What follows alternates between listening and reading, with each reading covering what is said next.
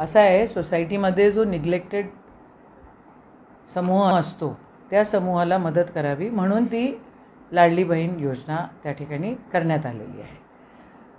महिला धोरण झाल्यानंतर तृतीयपंथीयांचं धोरण, थर्ड जेंडरचं धोरण होणं अतिशय गरजेचं होतं, पण ते डिक्लेअर झालं नाही, ते आमच्यापर्यंत पोचलेलं नाही आहे.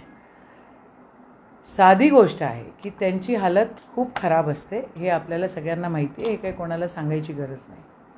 मग लाडली बहिणीचे जे जे काय फायदे आहेत किंवा ज्या काही सुविधा त्यांना मिळणार आहेत, जे काही त्यांना निधी मिळणार आहेत, तो तृतीयपंथीयांना देखील मिळावा असा अट्टहास सभागृहामध्ये मी त्या ठिकाणी मांडला.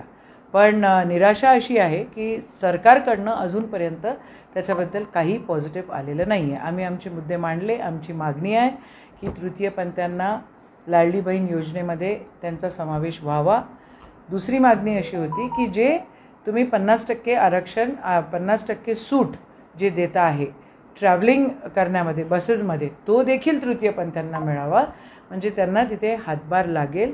ते इकॉनॉमिकली, फायनान्शियली आणि सोशली देखील डाऊनटॉर्डन असतात, त्यांना निग्लेक्ट केलं जातं. त्यांच्याकडे लक्ष देण्यात यावे आणि त्यांचं राहणीमान देखील वाढवावं, याचा हा अट्टहास त्याच्या मागे आहे.